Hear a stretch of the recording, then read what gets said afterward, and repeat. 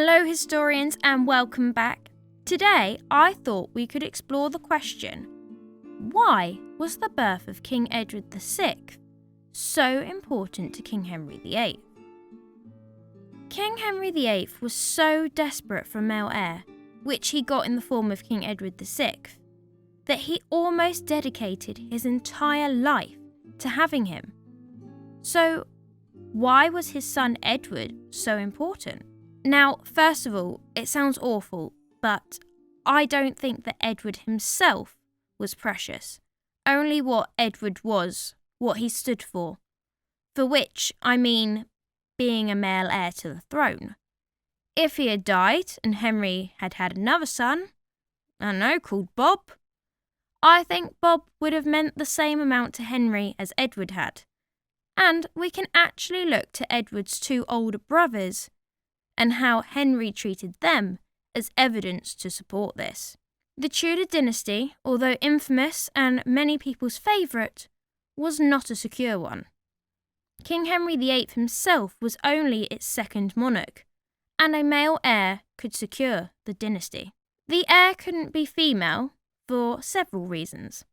A, if she married another ruler, then England would belong to that of the other country, which was an issue that we actually ran into during Queen Mary I's reign, but Parliament basically created a prenup saying that if Mary and Philip's marriage was childless or they separated for whatever reason, England would go back to Mary and England would be a separate unity to Spain anyway, unless a prenup like Mary I was drawn up.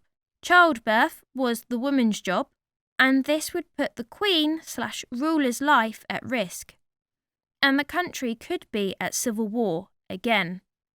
And lastly, England had been ruled by a woman once before, albeit very briefly, by the Empress Matilda. And although we view that period of time differently now, back then her regency would have been seen as a disaster.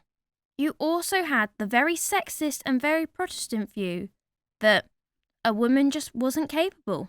Also, Henry needed a spare, which meant he needed 2 sons. Henry himself had never intended to be king. It should have been his brother Arthur.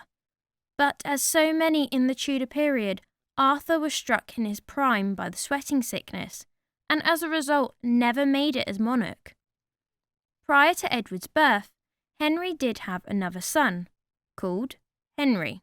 He was illegitimate, but if Edward had been born sooner, then King Henry VIII could have had Edward as his heir, and if necessary, he could have legitimised Henry Fitzroy as his spare.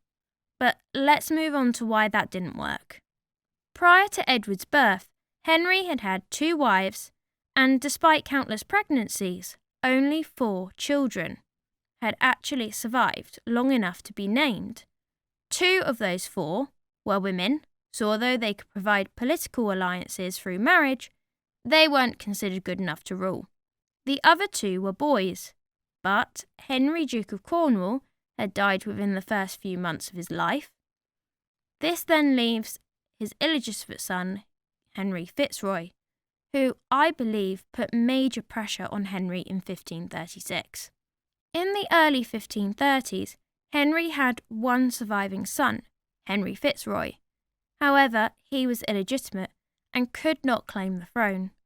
Despite this, Henry had recognised him as his son, gave him an education fit for a prince, and bestowed 2 dukedoms on him. Fitzroy also attended several trips to France on the king's behalf, and there is evidence to suggest that Henry was potentially looking at legitimising him.